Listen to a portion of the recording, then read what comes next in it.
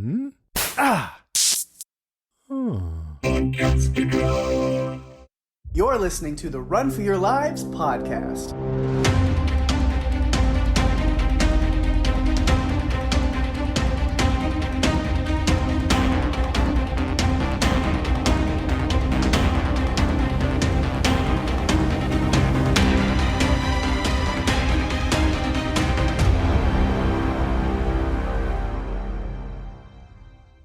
Hey everyone, welcome to the show. I'm Daphne.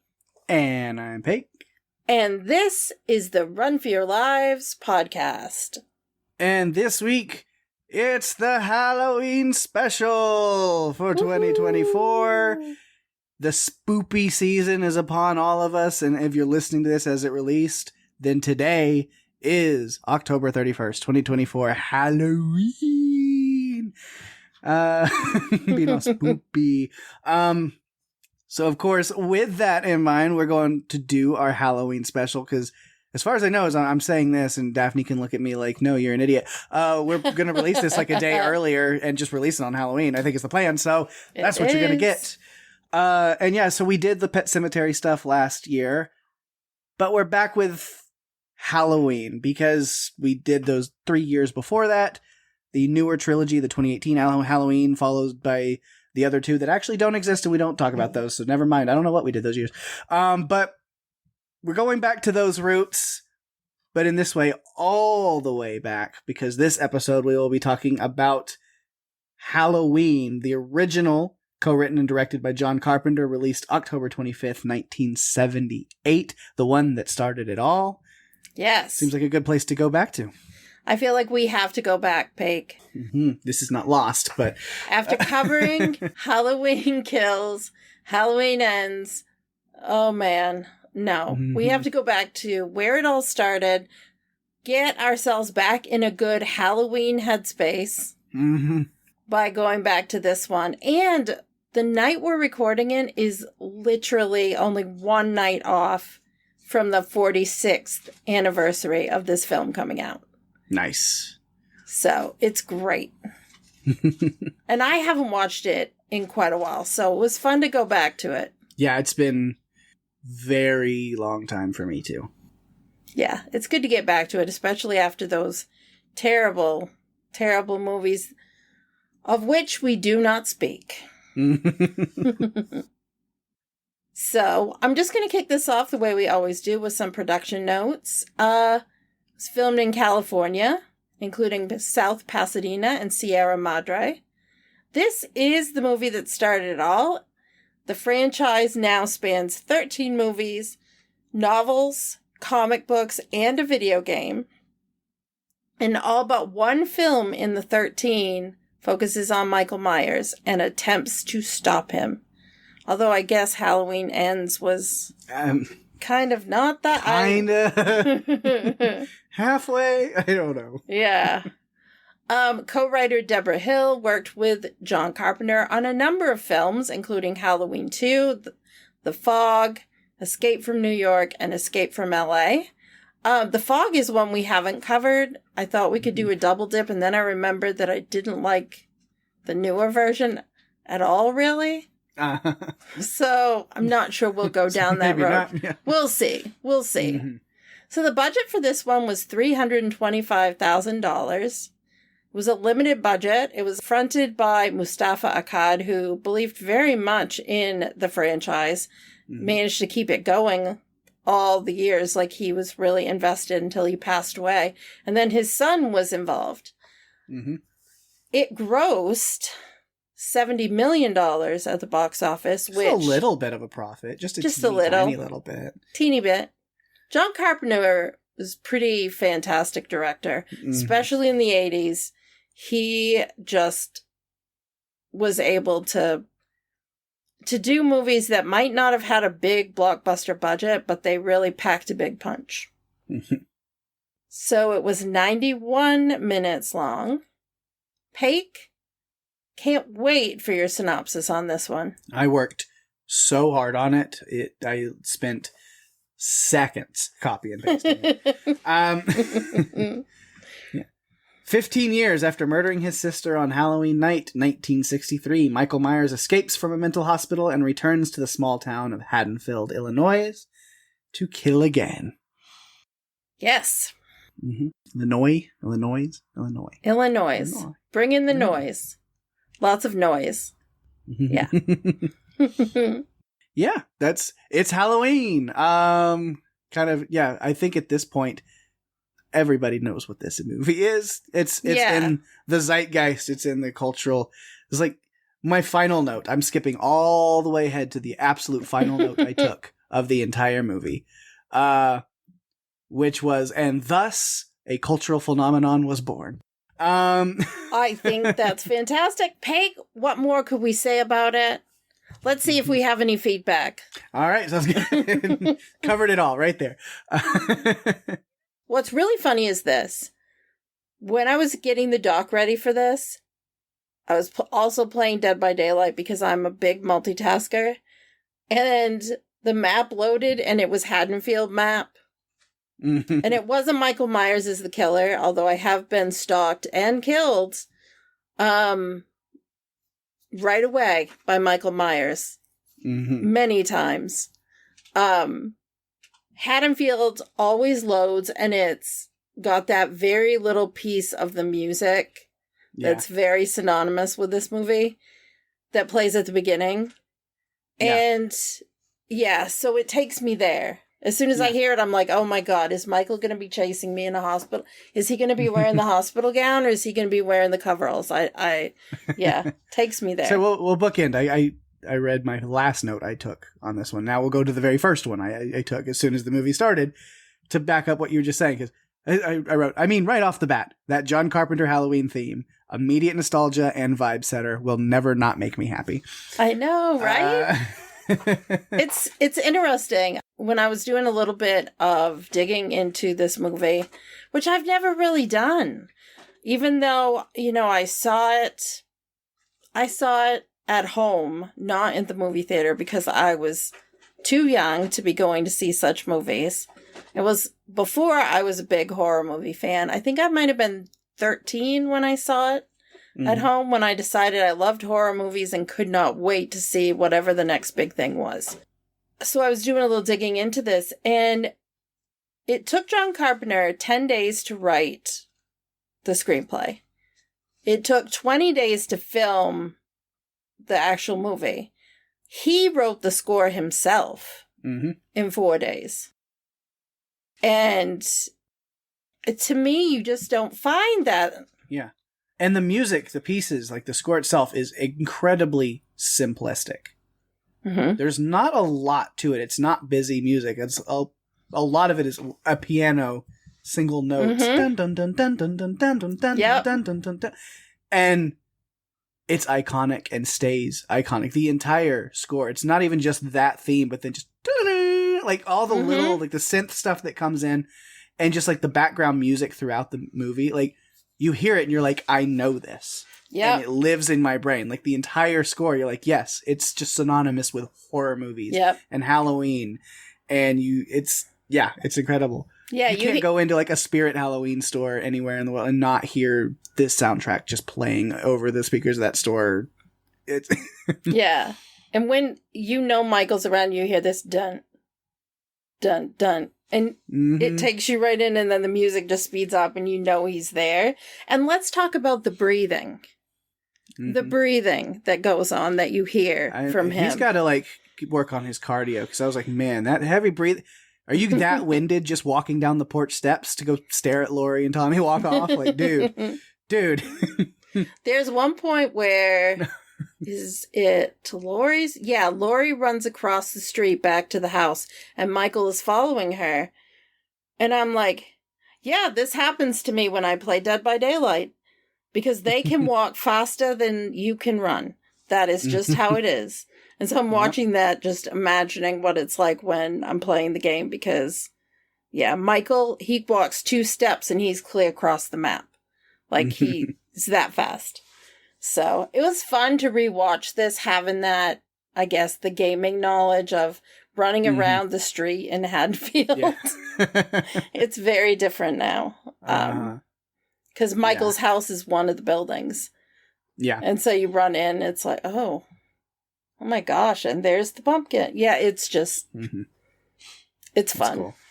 Yeah, there's a lot of nostalgia to this. Like I said, the music, but even just like the imagery, like the jack-o'-lanterns everywhere. But then just that opening credit sequence with the theme playing. And it's like, it's so incredibly effective, and it's nothing but just it's simple.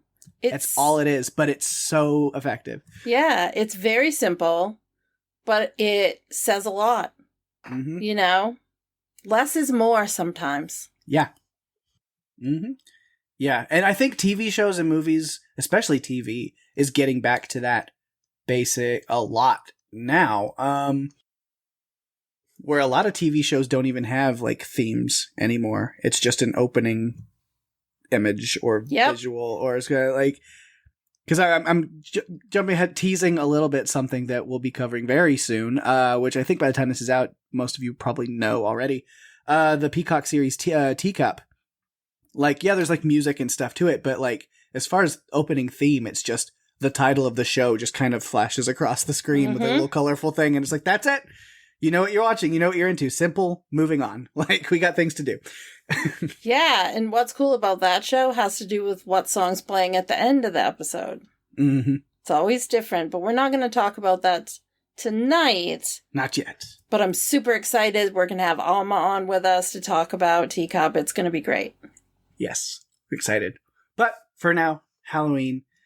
And so we'll get into it and talk about it. If you think that my notes are going to have me really breaking down all these deep thoughts about all their characters and their arcs and stuff, then sorry, no.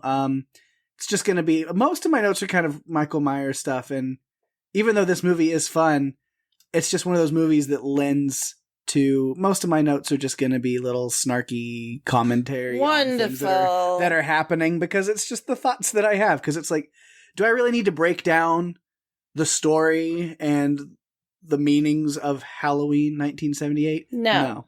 Everybody knows what's going on. Everybody, it's ingrained in our brains. You don't need me to dissect this movie for you. Exactly.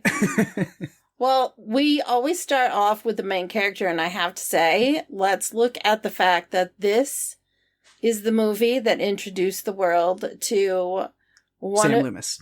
So, he is top billed. He is. Donald Pleasance is top billed. But I'm afraid that Jamie Lee Curtis steals the show. Yeah. Like, this is the film that did it, that brought her to the screen. She's one of the biggest scream queens and most popular final girls that you would find in a horror franchise, really. And she did just win an Oscar a couple of years ago, which I'm still very excited about, because it was awesome. When someone starts in horror, and you don't get a lot of love when you're doing horror films, not usually. And so when you start there and then you graduate and move on and do more serious or introspective movies that garner a lot of attention. Although the one that she got her, what she got her Oscar for was still such a like wacky and wild idea of a movie. I mean, is it incredibly emotional, and does it mean a lot? And there's a lot of deep thought behind that movie, absolutely. But like, it was ridiculous. Absolutely. In the best ways. Absolutely. That's just kind of how like the culture has shifted over time as well. Yeah. It's interesting because when John Carpenter cast her, he thought that this would be kind of a tribute to the fact that her mother, very legendary actress all her own, Janet Leigh, is known for Psycho and being Marion Crane, who died in a shower. Yeah. So... Spoiler for Psycho. God. If you haven't seen Psycho by now, and no, I'm not talking about the remake with Vince Vaughn. I'm talking about, way back in the day. The original Psycho from 1960. Sam Loomis, another tie to Psycho, was named for Sam Loomis from Psycho. So I feel like John Carpenter was probably channeling Alfred Hitchcock in a few ways. with what he was trying to do. Jamie Lee Curtis. This is the film that did it. I'm very excited that we're doing this one because, like I talked about earlier, we covered those other movies that we don't talk about, and now I feel like moving back to this original world where we get to meet one of the biggest boogeymen in the whole horror franchise in Michael Myers. Mm-hmm. Doesn't say anything, ever. He doesn't need to. Yeah. It's very minimal, and there's no way to relate to him in any way. Mm-hmm. Because he's just a psychopath. Oh, you didn't feel like a kindred spirit with Michael Myers? No, I did not. Oh. Well, me either. Totally didn't at all. Let me just delete a couple of notes real quick. No. No. So there's a scene in the extended edition where Loomis is begging the board to move him to a maximum security ward because he is dangerous. And they just didn't listen. I didn't watch the extended edition. This is just... I mean, I probably watched it where you did, unless you have the DVD. I do not. Okay, so I know where you watched it, and I watched the same version. But now I kind of want to go watch the extended edition so I could see what was missing. Yeah. However, yeah. So if we start with Laurie, who is, I guess... as time has gone on, culturally is definitely the main character of this movie. Even though I think, like, Sam Loomis was meant to be, like, the main character in a way, with Donald Pleasance getting top billing, and this kind of idea of, like, he's the doctor, he's got to go down, and then Laurie's just kind of this other babysitter who's caught up in the crossfire, but it's like, no, she did something special there and became something special. So especially over now, like, she's, main character. That said, as far as, like, notes for a lot of it, for most of the movie, I don't have notes for her because a big chunk of the movie she doesn't do much. But see, and I think Michael Myers is the main character of this movie. Yeah. I mean, absolutely. really, he's definitely probably got the most notes. Yeah, but we'll talk about some of just notes again, and if you want to try to steer onto story and arcs a little bit, you can. But I'll do my best. But you know what? This is the Halloween special, and general rules do not apply. We're just going to have fun with it and see where it goes. So mainly it's just me, like, looking at notes and comments that I had. It did take some getting used to seeing a young Jamie Lee Curtis in this movie. It's been so long since I've seen this, and I'm so used to, because she's still working a lot and doing a lot of really incredible things. Yeah. So I'm still used to seeing her on my screen regularly now, and so to go back and be like, oh wow, like it's been quite a while. Interesting. Driving around with her friend Annie, I was like, well, she stashes a joint somewhere in the car, literally seconds before pulling up to rolling down the window and talking to Annie's dad. I'm like, yeah, he 110% smelled that all over them and in that car. There's no world he didn't. There were things that happened between Annie and Laurie that just took me back to high school, and the way that friends will do things to each other, like, well, I know you like this guy, so I'm going to talk to them. But they don't tell you they're doing it till they've already embarrassed you to the point where you don't ever want to speak to anyone ever again because you're so embarrassed. There were just things like that happened. But then I liked that they had this very close friendship. Yeah. But they're polar opposites because I think Laurie is just, she's shy. Mm-hmm. And Annie, of course, is incredibly outgoing and has a boyfriend and just is, just oozing with confidence.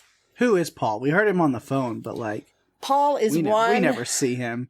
Paul is one lucky guy. Let's just say that. Dodged a bullet by not getting picked up. Yes, literally with a knife and stuck into the wall. Okay? Yeah. Literally. Yeah. Yeah, it's funny because I'm looking at notes and it's like, and now I'm just cutting way ahead. But because a lot of it is like, there's not a lot of story stuff that I have for it. It's like, yeah, she's there with her friends. It's Halloween night. It's like her and her friends, or at least Annie. It's like, hey, we're babysitting 2 different kids that live like across the street from each other. So like, let's hang out if we have a chance to. And then of course, like Linda and Bob get involved in that. Like, we're also going to come over and be the worst people. And oh yes, let's be the worst people and pay the ultimate price. Right.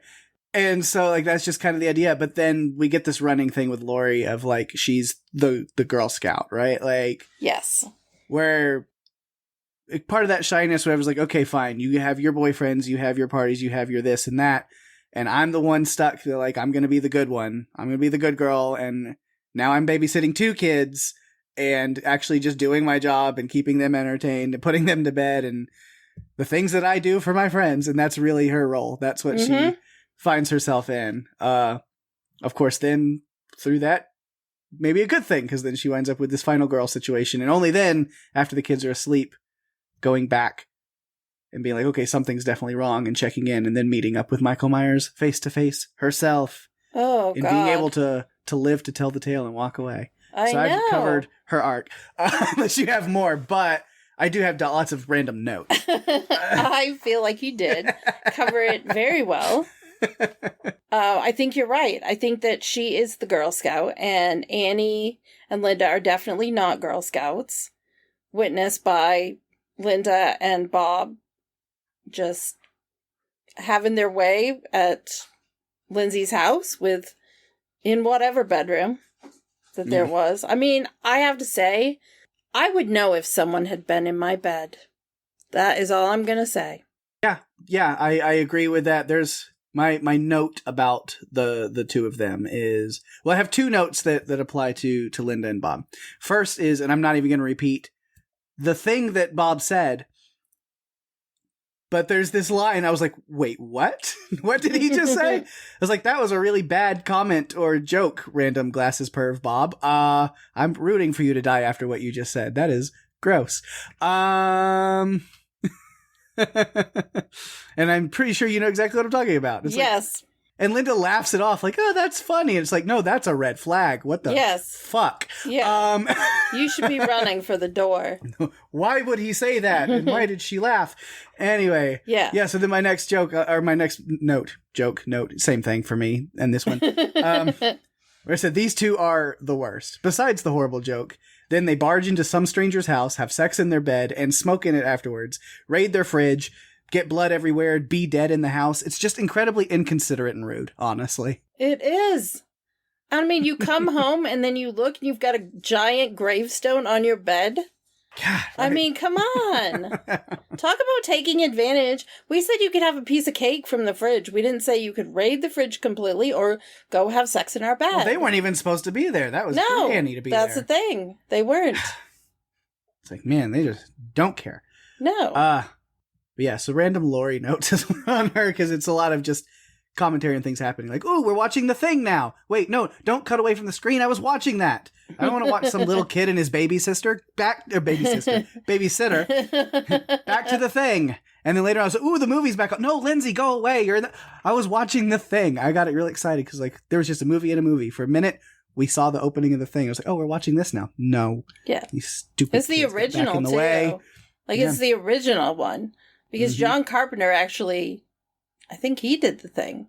Yeah, he did the remake. Yeah. Which we still 80s. need to cover. Badly. Yes. We have somebody in mind to do that with since season 1, I think, and it's just never happened yet, but we'll make it happen. Oh man, we have to work on that. Too many movies. Pake, we have too much to do. Too much to do. Yeah. Peace and love. Peace and love. Yeah, see other random notes from Annie. Here, Lori, take this little girl off my hands. I need to go get murdered real quick. And then later she's on the phone with Linda. Annie, are you all right? And I was like, no, Lori, that is not the right lyric. It was close, but not quite. No. You messed up the last word. Yeah, that came out a bit later. Like probably 10 years later, I think. Mm-hmm. Yeah. Let's see, just this question. What are the logistics of this babysitting situation? All of them terrible babysitters, even Laurie. Lindsay's parents weren't expecting her to be put to bed in a neighbor's house. And also Tommy's parents aren't requesting another person's child be put to bed in their house. Now, all of the parents are going to be back home that night, right? This is very unprofessional. It is, right? And there was a point where Laurie gave Tommy the choice of carving the pumpkin or watching the movie. Pake, what would you have done? What's more fun for you? Watching the movie or carving the pumpkin? Legitimately, you know what my actual answer would be now? I'm the little girl from the taco commercial, right? Why not both? All you have to you set up all the pumpkin carving stuff on the coffee table. I've done that. When I do pumpkin carving get-togethers with my friends. We don't do it that often, but we've done it a few years. Then you have a movie on also that you're watching while doing it. It makes it. Supposed to do both. That's my actual answer. It sounds like a cop-out, but no, that's the answer. No, that's a good answer. That's a good answer. Yeah. You don't need to choose between the two. That's fun when you do both at the same time. Yeah. Remember watching What We Do in the Shadows with some friends while doing a pumpkin carving one night? That was great. You know that's back now? I know. Well, we watched the movie, but the show is back. So the show is back. It is. The last season. I'm not ready. I'm ready, but I'm not ready. Mm-hmm. And then let's see. Then the rest of them are Laurie after she's with Michael Myers over the banister. Ouch. Took you long enough to realize it was a glass door, Laurie. Could have shattered that way earlier. I wondered about that. I'm thinking I would have just broke through that thing. Right. I wouldn't have even shattered just a pane. I would have just barged at it and broken through. Is there a stool or something in that kitchen? Just blam, right through. Also, the real villain of the movie, Lindsay's shitty neighbor, where Laurie comes screaming, "Help, help, help!" and the lights come on and you see somebody at the window. "Ma'am, can you help me?" And then she just closes the blinds and turns the lights back off. Well, fuck you too. Yeah. I don't know. Well, when Linda calls the house and Michael kills her. And so when Laurie answers the phone, all she hears is the panting. So it sounds like she's having sex or whatever. Yeah. And Laurie's like, "I'll kill you if this is a joke." And I'm like, too late. She's already dead. Yep. Yes. But that helped her get a little bit suspicious about what was going on. Yeah. So yeah, shitty neighbor. And then, so that neighbor didn't do any good. So yes, lead him back to the house with the children that you're tasked to protect and take care of are inside. That's definitely the next plan of action. Good job, Laurie. Again, terrible babysitter. Great survivor. Terrible babysitter. I don't know. I think the kids got the memo because she told them to go down to the Mackenzies and have them call the police. Those kids started screaming as soon as they walked out the door. Their feet were on fire. Yep. Just out of there. Yeah. They got it. They knew what needed to happen. And then, kind of the last thing that she deals with is you found his weakness, being stabbed. Really? Except maybe not. Because then she thinks it's all over. She sends the kids out. And then from behind her. Why did It's the Undertaker! Oh, wait. Wrong thing. He's okay, folks. He's back. She sits there. I mean, what was that about? Why would you sit there? Why wouldn't you go with them? Right, go with them. That's all right, kids, you go get help. I'm gonna sit here with the person I killed. Even if you don't think he's coming back. Why does she want to sit there? Get out of the house. Yeah. You wouldn't sit there. And the way she was sitting there, leaned up again, it just was kind of what are you doing? You're just waiting for him to sit up. And do you know what I thought of when he just sits up like that? Dong. All the ridiculous wrestling things that happen. Yeah. When people are laying there and then they roll out of the way or they sit up randomly, it's yeah, that's what it's like. I mean, she did get creative with the coat hanger. Yeah. I'm I don't know that I'd want to hide in a closet. Yeah, it seems kind of like you're just confining yourself into a space to die. Yeah, no. I have a hard time reconciling Tommy Doyle.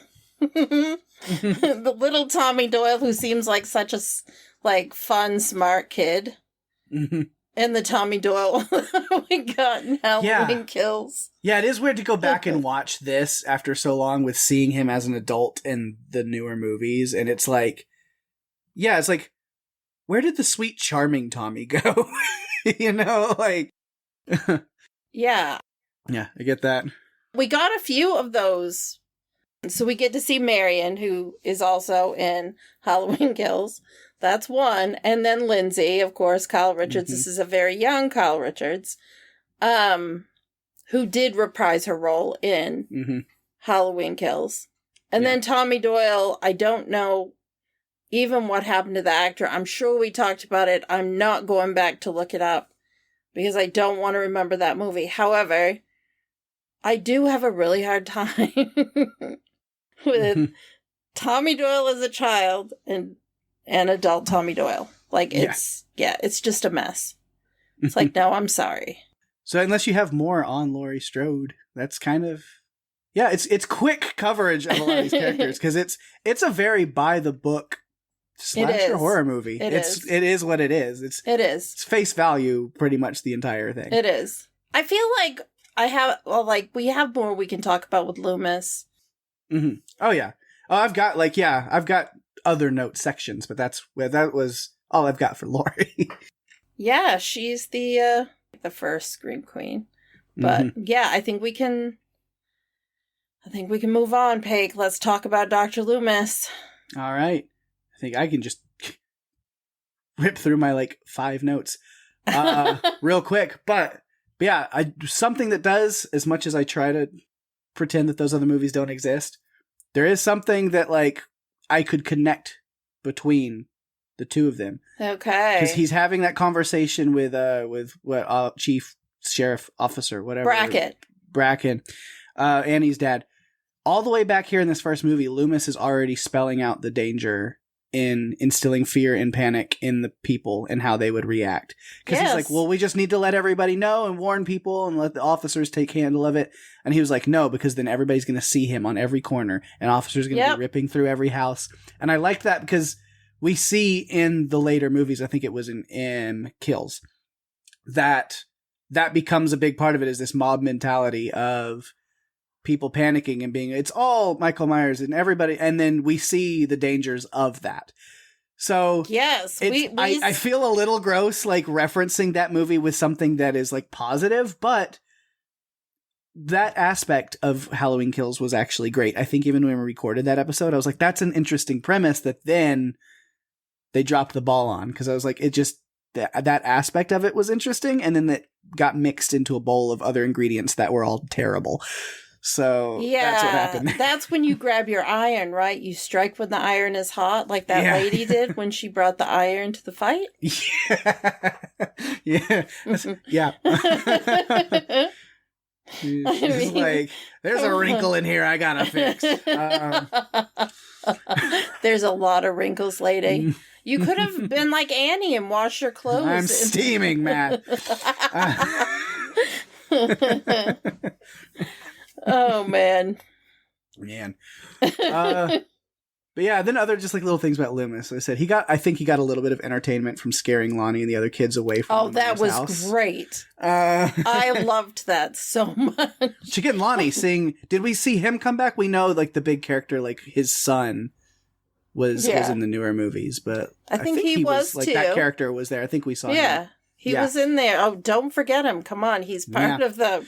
I was looking so forward to them bringing back characters, and then it was like, oh, I wasn't thinking this is how that they were going to do it. Right, but getting a little bit of entertainment. You see the smile Loomis has after scaring the Lonnie and the other kids away, but part of that is also he's convinced he's right. He's put this together. It's Michael Myers is coming back to Haddonfield and he's doing this, and he's right. He actually is. Yeah, and then most of the movie, even for him, he just spends a lot of the time looming around the neighborhood. Sheriff Brackett scared him, though, after he was telling Lonnie to get away from the house. Right. He just kind of startles him. Because, I mean, Loomis is looking for his stolen car. Mm-hmm. It took him the whole movie to find it one street over from where he was staying. The whole movie. I I mean, he just looked away at the wrong times because at one point it's driving right by him. Yeah, Michael just drives right behind him. Yeah. And then, like I said, Laurie found his weakness, getting stabbed, and was like, oh, that didn't work. And then I said, well, Loomis found his real weakness. Bullets! No, still not, I guess. I mean, what a way to end the movie, though. I think it was a great ending. Yeah. I think it's a cliffhanger. You don't know if there's going to be a second one, but what a way to end it. Like, he's still out there. Mm-hmm. So, very creepy. It's really funny. Donald Pleasance, he didn't really understand the script. He didn't know why he was in the movie or who his character was. And the only reason he was doing it is because he had alimony that he had to pay. And his daughter was in a rock and roll group. And, you know, he's like, oh, I like the music you did on this one movie. And he filmed his scenes in 5 days and that was it. he finished it up. It's like, okay, I'm here to just wander around and go, he's coming! You're gonna die! All right, that's my time. See ya. Have a nice day. So that's really all I got there for him. So I can dig into the meat of Michael Myers, or I can just go over some other random notes about other characters real quick. Let's talk about Michael. Yeah. I mean, him as a character, he was set up so that the audience would not be able to relate to him in any way. Mm-hmm. Like, that's what John Carpenter wanted to do.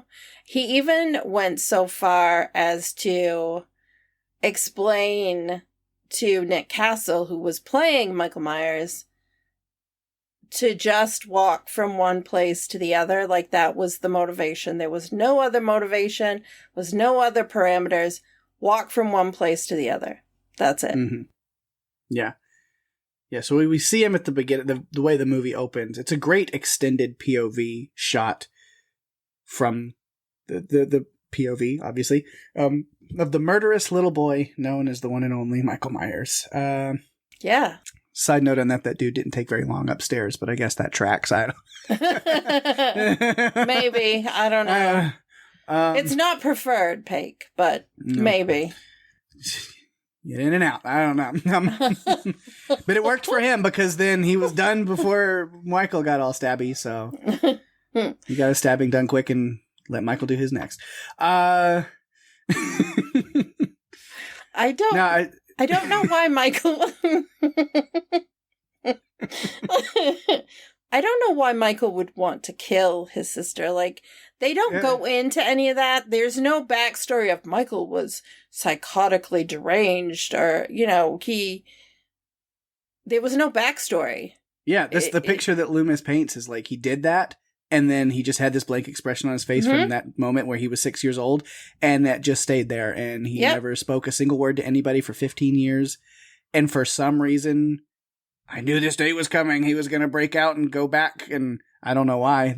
The dude's never said a word his entire childhood growing up into a young adulthood. He's like 21 then in this movie.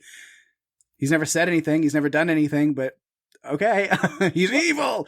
Well, they should have listened to Loomis, because Loomis did say he needs to be in a maximum security place. And oh my God, can you imagine you're driving to... Right. Which but it does give credence, I guess, to the idea that they didn't, because it's like, why? For 15 years, he's sat there staring at the wall and said nothing to anybody. Are you sure he's like, I don't see it. So I could see that for sure, them being like, why? Oh yeah. There was no reason for them to do it, but Loomis knew. It's like, trust Dr. Loomis, because he knows. That's rule number 1 in this series that people should get. Loomis does know what's going on with anything pertaining to Michael. Sorry to bring them up again, but if I remember from what we were talking about, this movie here is really the only one that's officially canon to the timeline of those other 3 that we covered, as far as I know. Yeah, it is. They didn't even pick the second one, which I think the second one is pretty good. We'll see. We might cover it in the future. Who knows? Yeah. And then of course I have to excuse some of the acting because it's late 70s, low budget horror. What are you gonna expect? But yeah, again, that opening scene, I was like, Michael's sister almost seemed to have a very playful death. Like, Michael! Like... Yeah. It tickles! I'm dead. As much as we have laughed, you would not know this is a horror movie. Right. We have laughed the entire time. But yeah, and then next time we see him, it's 15 years later, and we have Loomis and the doctor going. I guess he has like some kind of hearing to get out, or they're trying to move him. I'm not sure, but Loomis is like, no, we have to keep him away anyway. But yeah, and again, we don't get what happens, how he did, but somehow he broke himself and a bunch of other inmates. Can you imagine? Can you imagine driving? And suddenly you see people walking with hospital gowns on. They're just randomly walking like that. No, thank you. I would not be getting out of the car. I would be in the car and driving away. Well, she was in the car, but still not very bright. You know, it's like, oh no, the inmates are out and someone climbed on top of my car. Clearly, I need to roll down my window. No, you don't. And that didn't work well for her. But then at the end, I was like, man, what a pig. He only wanted her for her vehicle. Yep. Damn it, don't you hate when that happens? I know. Too often. Yeah, and then see there's other notes. Some goofy, some not. It was like the music is all forever iconic. His breathing, I mentioned that. I was like, man, you just get winded so badly, my guy. Of course, yeah, like he escapes from the state hospital, and then his doctor, Sam Loomis, is like understandably quite worried. Assumes, well, he's going back to Haddonfield, where he committed the original crime, and how he puts all this together off of a guy that has never spoken once in 15 years, I don't know, but he did it. Do you think he went to a fortune teller or some sort of tarot card reader? Possibly. Who knows? I mean... Yeah, and then we just see a lot of Michael, like, rolling around town and, like, creeping on Laurie and stuff. And he follows Tommy walking from school for a little bit, and I was like... Why Tommy? And I was like, I assume he's only interested in Tommy because he overheard them whenever they dropped the key off at his house. He was standing there. He knows, like, he has this infatuation with Laurie. And maybe it's because she reminds him of his sister. Whatever it is. There's reasons. There's reasons that we'll uncover. Yeah. In the second one. There are actually extra scenes and things that were included in the TV version because they had to do some different things for it to be on television because some stuff couldn't be shown. Right. And there's a reason why he's targeting Laurie. And no, they're not going to tell you in this movie. So you're going to have to watch another one to find out what's going on. Yeah. But, so I assume that him following Tommy is like, well, he overheard. He's like, well, Laurie's going to be at his place later, so I need to find out where he's at. Yeah. Poor Tommy getting tormented by the bullies at school. Uh-huh. Yeah. So mean. So mean. Not a fan. Yeah. Yeah, but Michael then following Laurie after that for a while, not being very inconspicuous at all. Like, she's already clocked him 4 times before she, on her way home. I mean, I assume he's not trying to hide. Either he's really bad at being sneaky, or he's just like, I want her to see me and I like the fear. I don't know. I'll tell you what, I never looked at a line of laundry the same after that. Absolutely. I always got nervous. It's like, oh my God, is someone hiding? This and the It miniseries. Oh, forget it. Did terrible things for laundry lines. Put lines outdoors. Yeah, it's real freaky. It's just not something. Yeah, I can't look at it the same way anymore. Mm-hmm.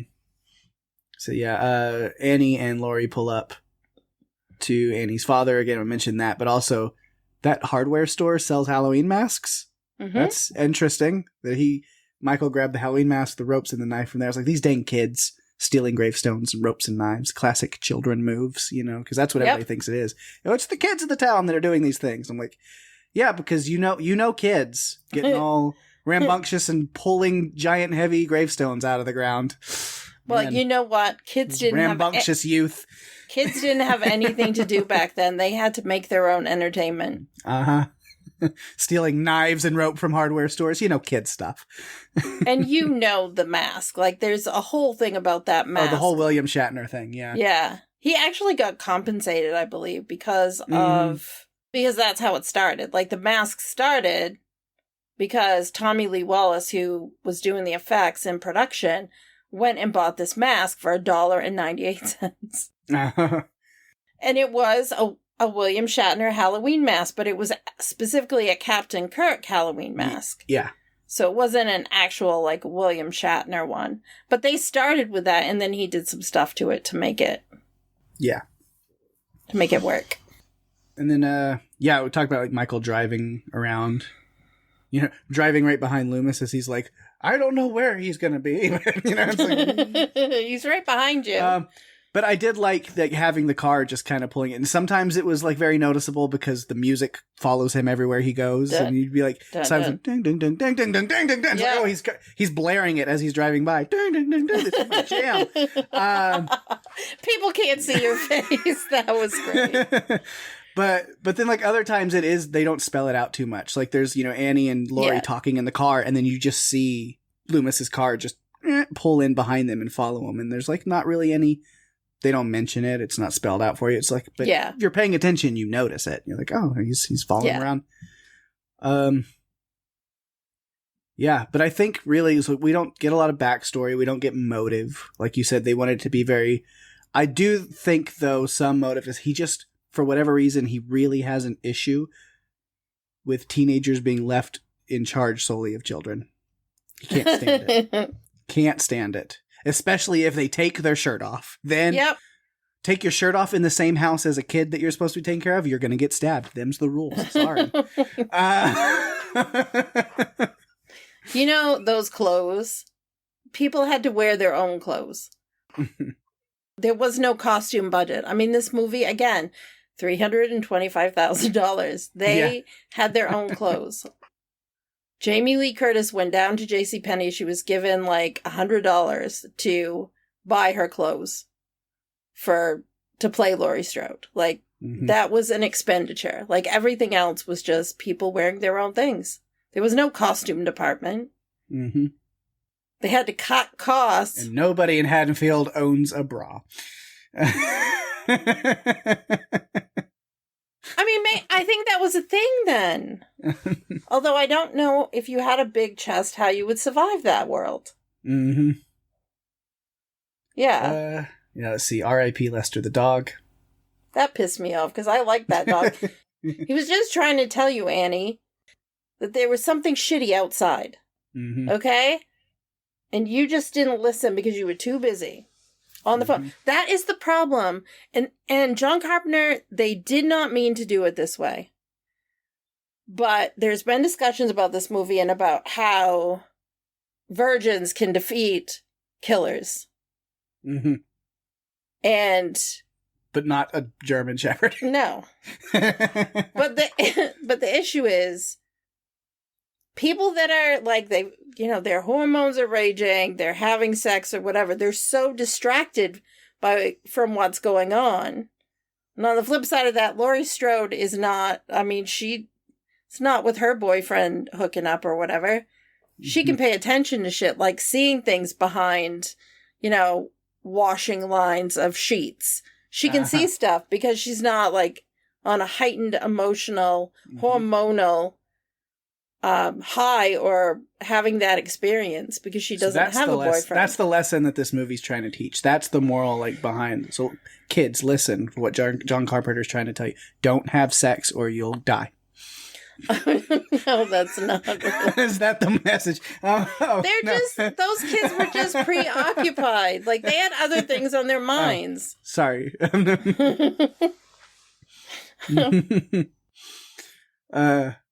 Let's see. And then last I really have on Michael Myers, the headstone at the headboard. Nice touch. It does give kind of this roundabout way of like the thing at the beginning with his sister and to here where it's, even though again, we don't get his actual like motives and what he's doing spelled out, there is like a ritualistic reason to this where it ties it all together. He's like, as I, kind of a similar situation, as what Annie was in, and then he killed Judith, and then he takes her headstone. It's like Annie is meant to be a stand-in for her in this weird ritualistic thing he's doing. And then I think Bob and Linda are just, which I just reversing their names than what I usually say, just now realizing that, like Bob's Burgers, the Belchers. Very different Bob and Linda. All right. I do wonder if whoever created Bob's Burgers had that in mind. I doubt it, but oh my gosh, not, if they did, that would be great. But that's the first time I've ever made that connection is when I said it that way, because I usually say Linda and Bob when I'm talking about them in this movie, and I flipped it for some reason, and then all I could think of was Bob's Burgers and the Belchers. So that's weird. But yeah, I think they were just extra murders for fun because they happened to be there. Well, he had to practice. Yeah. You can't be a good serial killer without getting, practicing. Practice. Yeah. Practice makes perfect. Mm-hmm. And he had a great way of killing people so that no one knew that it was going on, basically. Mm-hmm. I mean, he killed Bob and Linda had no idea that it was even happening because he barely uttered a sound. Mm-hmm. And then I did like the shot of when Laurie is in the house and like she sees the headstone and then the other dead bodies, and then as she's standing there at that other doorway, and it's just that white mask kind of appearing out of the darkness of that doorway. I'm like, that's fucking cool. It's so wonderful. I love it. You know what? Movies, it was simpler then. Those little moments could have a big impact. It was really cool. If you have other... No, I feel like we have charactered everything as much as you can. I will look and see. So the only other random notes I have is the kids. Tommy asks a lot of questions, but just let the kid enjoy his comic books. That's all he wants. He has to hide them under the couch from his mother. And then Lindsay, on the other hand, with Annie trying to talk to her. Your dog, the dog, this, that. I gotta go wash my clothes. Hey, I'm locked in here. Paul's calling, and the whole time Lindsay is just sucked into the TV. And I was like, kids these days and their screens. Am I right? Yep, just completely oblivious to the world around them. Yep, it's true. It's true. My youngest niece, you cannot get her if she is watching something on TV. You have to go like this in front of her to get her attention. It's kind of cute and silly at the same time. And then also because there's the the voiceover. What does she call it? Because I'm sorry, it's like a marathon of movies on Halloween, the monster whatever. But so it has the little voiceover. It's just prepare, turn off your lights and enjoy this movie thing. And then Annie walks in. It's like, why are you sitting here with all the lights off? And it's like, well, the TV just said so. You're not paying any attention. Lindsay was sucked into a great movie.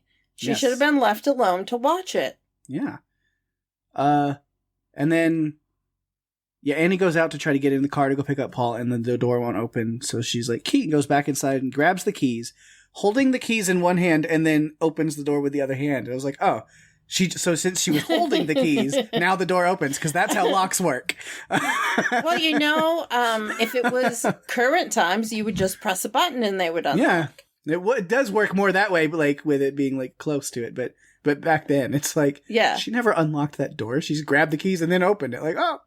And a different key would unlock the door than what would start the engine. That was a thing back then. Yeah. But she didn't make it very far. Mm-mm. She didn't make it anywhere. Because Michael was in the car. How did he get in the car if the doors were locked? Well, I assume he went in and then... So, okay, I'm going to... He went in... It was unlocked. He went inside and then locked the doors from the inside.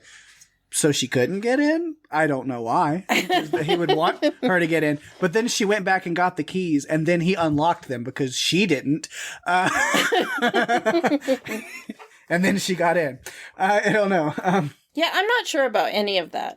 It's she was going to come in and he locks the doors. He's like, no, I'm not ready yet. I haven't psyched myself up enough yet. Let her think that she's locked out and then she'll come back and I'll be ready by then. Yeah. Got to get psyched up for this. Got to do this. Ooh, come on, I got this.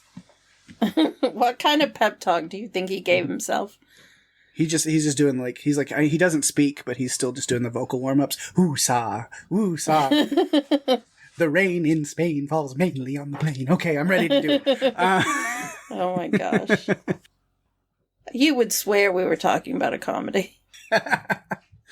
I said it right off the top. I was like, this movie, it's a classic, but it's not deep. And it's like, I don't have anything to break into like deep arcs and character moments and messages and things they're trying to convey. It's like serial killer breaks out and kills people. The end. Like, it's what it is. It's very... It knows what it is, though. Mm-hmm. Absolutely. It really does know what it is.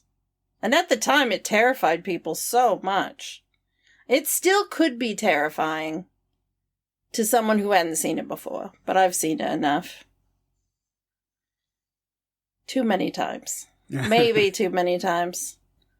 I only have a couple of notes about production and things. That's all I have left. All right.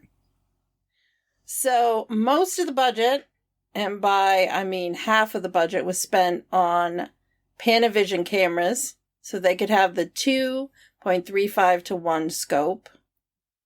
Donald Pleasance was paid $20,000. Jamie Lee Curtis got $8,000. And the dark lighting was mostly because they couldn't afford more lights. So anytime that was going on, just budgetary reasons. Also, the house that they used for the Myers, it started as being unfurnished, trashed, like decrepit, abandoned. So they shot the beginning scenes at the end. Mm-hmm. So everyone... For the opening, yeah. Everyone fixed it up, like the cast, the crew, everyone worked together to clean it up, move furniture in, put up wallpaper, make it look like a nice house. And then they did that. And they shot that in one night. And yeah, I think that's it, Pake. Nice. I've got nothing else.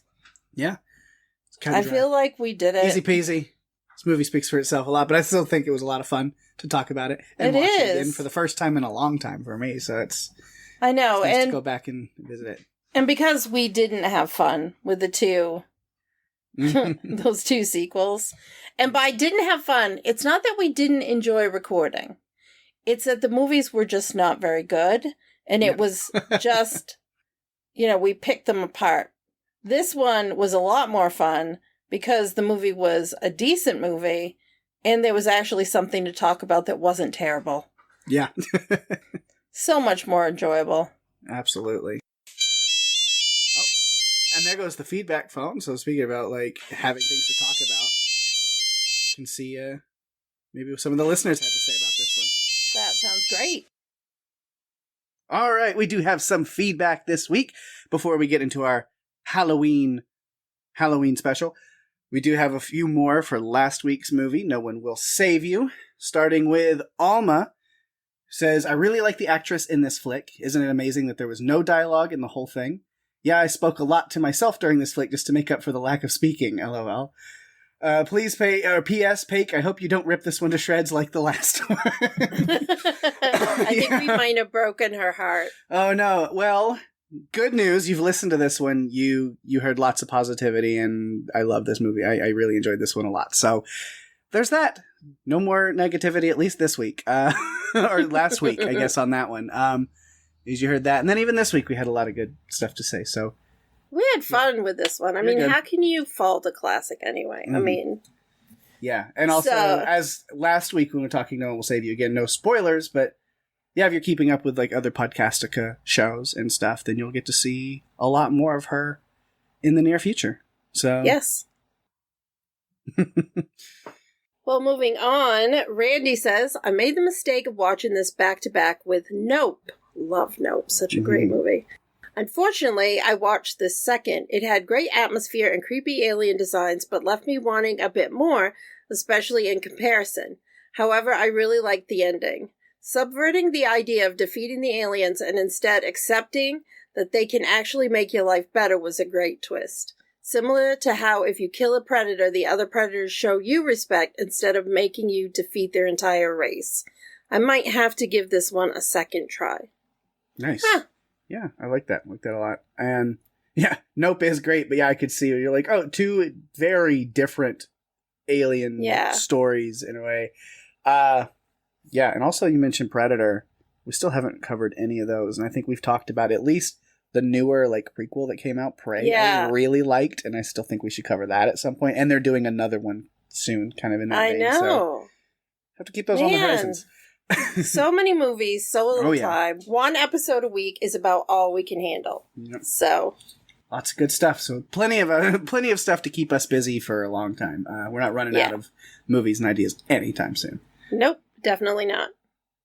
But all right, now we can go ahead and get to this week's episode with Halloween.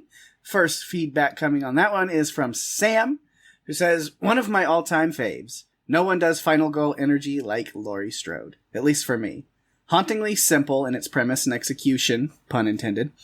Halloween really set me on the path of loving horror movies and TV shows. What would I have done in Laurie's shoes? Michael, the darkness is at once both visible and unknowable, like evil. So excited to hear your thoughts and to love this movie even more. Thank you for covering and the awesome podcast. Oh, thank you, Sam. Well, our next one is from Catherine. And she says, perfection. I just marathoned all 3 Terrifier movies. So watching the original Halloween was a nice palate cleanser. Oh, man. I've seen all 3 Terrifier movies. I've still only seen the first 2. I haven't watched the third one yet. Man. Yeah, you need to get on that. I love how it starts with Michael's first kill and escape from the asylum, and then slows down as we watch Michael stalk his prey. The kills are simple but realistic, and the music made me more tense than actually seeing Michael. I tend to pick up on something new on every Halloween rewatch, and this time I noticed the painting of James Ensor in Laurie's bedroom. I googled his work, and he did some wild paintings of skeletons, people in masks, and one called The Bad Doctors that appeared to show spinal cords attacking people. Huh. Supposedly, the Ensor painting returns in 2018's Halloween. All of the Tommy Doyle scenes made me a little sad during this rewatch. Can I erase Halloween kills from my memory? Thanks for the early Halloween release. Oh, Catherine, there's not enough brain bleach.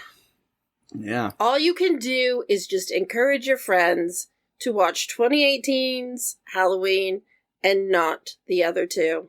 And then just stop there. That's the perfect ending, and nothing else happens after that. Yes. That's how we were trying to look at it. We watched it. Hopefully we can keep others from watching it too. All right. And we have one more from Dee Dee, I believe. Somebody new leaving feedback, which is awesome. Thank you so much. Says, I always laughed at the girl babysitting who decides to wash her clothes and walk around in her underwear to an outside laundry. Like, really? Who does that? Nobody. Right? I know. It doesn't make sense. It's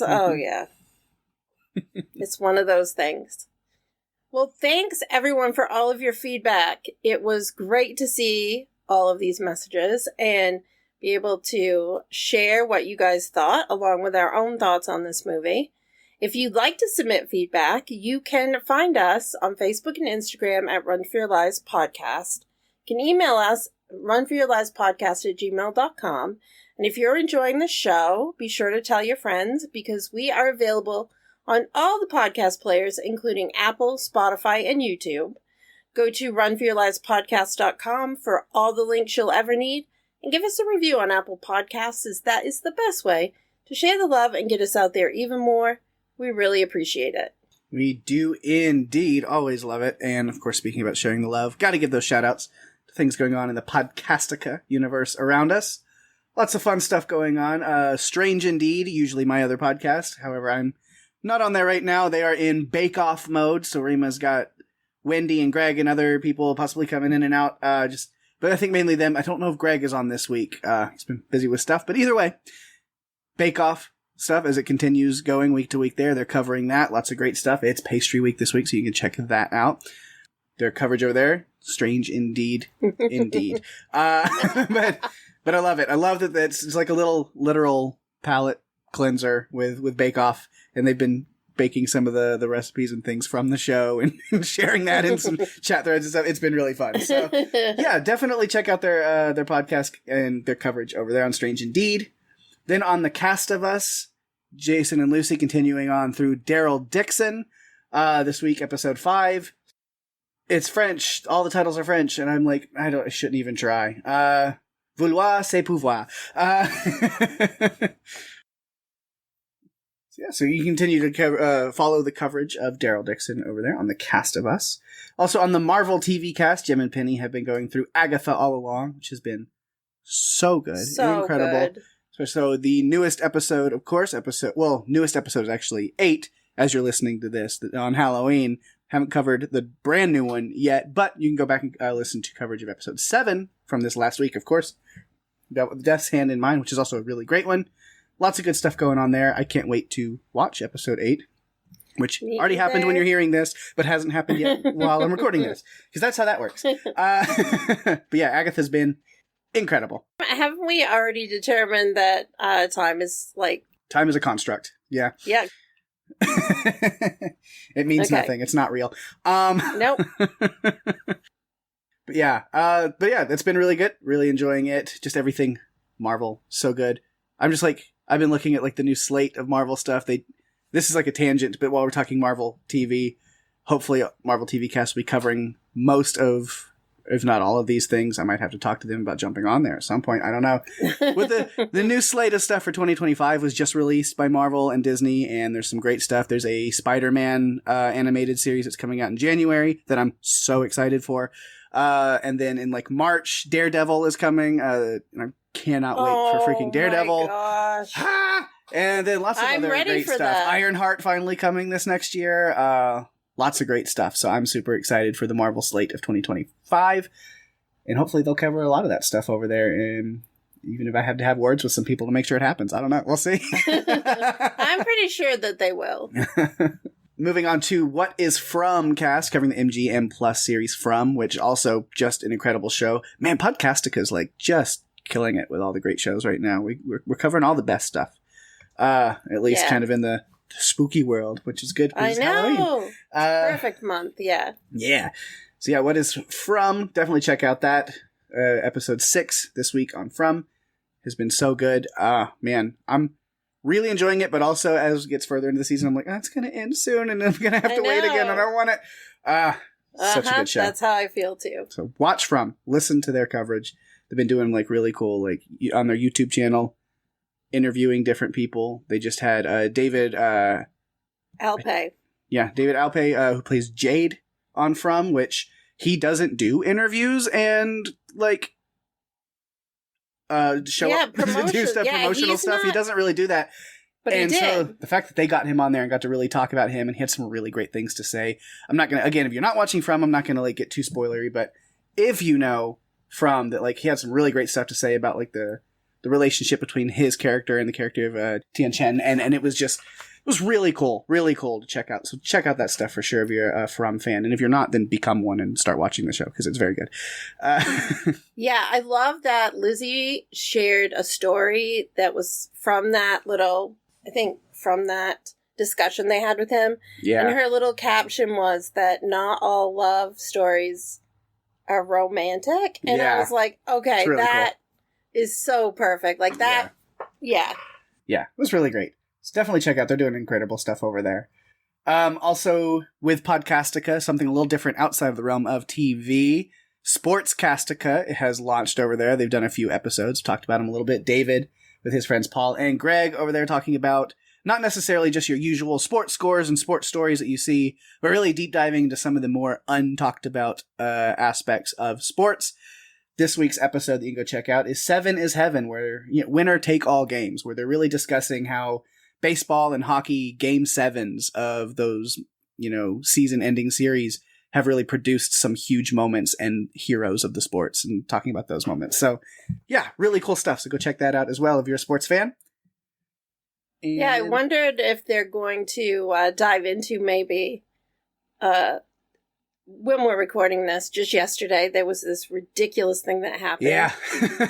And I'm wondering if maybe they might take a look at some of those things that have happened during sports contests that have kind of detracted from the game in a bad way. Because there certainly have been a lot, and last night's was no exception. Yeah, for sure. Then outside of Podcastica, other good stuff as well. Our friends over at TV Podcast Industries also always doing really great stuff.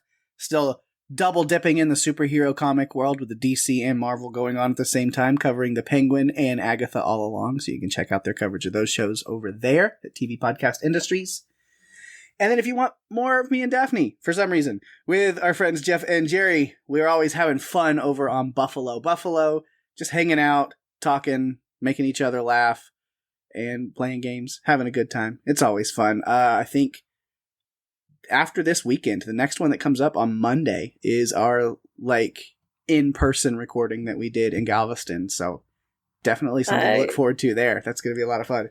I'm so excited for that one to come out because it was so much fun just being all together. It was the first time that the four of us were together since we started this podcast, so it was just really cool to be able to sit across the table from you guys. It was just great. Yeah, we had a blast hanging out in person, and we even have a special guest join us on the podcast, or two, or three. So you have to tune in and see what we're talking about there. It was a lot of fun. That was an adventure for sure. Yeah, other than that, you can always come right back here next week. Not exactly a week and a day, because we're releasing a little bit early this week for Halloween. But next Friday, come back over here to Run for Your Lives, and we'll have something not really fresh and new, but at least a fresh and new episode of Run for Your Lives. But we're all over the place with movies. We'll have something for you. Daphne, what are we doing next week? Well, a former priest and his family discover strange crop circles on their farm, hinting at an alien presence that soon threatens their lives. As they struggle with fear and doubt, the family must confront the unknown and their own faith in a suspenseful tale of survival. We are discussing the 2002 film Signs, directed by M. Night Shyamalan and starring Mel Gibson and Joaquin Phoenix, as well as a baby Abigail Breslin and a young Rory Culkin. So we decided we might like to discuss an M. Night Shyamalan movie that we both haven't liked. done it in such a long time, so... Yeah, we've gotten to that point now where we'll talk about a movie in an episode, like, we should cover that sometime, and it's literally a week or two after that we're doing it. Because it's like, we could cover it sometime or right now. Right now. Why not, right? Right now. We make the rules. We can do it whenever we want. Yeah, so more Shyamalan. Classic Shyamalan. Yes. This is one we talked about we both kind of liked. So I'm interested in sharing with our listeners what we thought when we rewatched it. Yeah. Years later. We're getting closer and closer to episode 200. I can't believe it. Yep, I'm excited for that. We did something special for 100. Maybe we'll have something special for 200. Some, ideas in the works. Maybe. I don't know. We'll see. So yeah, stay tuned. And of course, that means another look back special and all kinds of stuff coming up soon as well. I'm not ready for that. I always start off the season thinking I'm just going to keep notes of everything, and I never do. No. I might for the first two movies, and after that, I just completely forget. Yeah. Well, that's fun, because then I get to go back and just, look back at the whole list of that season and go, oh, yeah, we did do that, and that was this season. And it's fun. They all mix together after a while. Yeah. So that'll be fun. But we got a few more movies to get through before we get to that. So we definitely still some good stuff coming. And we will be doing a Thanksgiving special this year. So yeah. So that will be great. Stay tuned for that coming up soon as well. But yeah. With that, we've reached the end of another fun episode. Thanks, everyone, for listening. I'm Daphne. And I'm Pake. And if you have to run from Michael Myers or any other Hollywood slasher villain, you better run for your lives. Happy Halloween!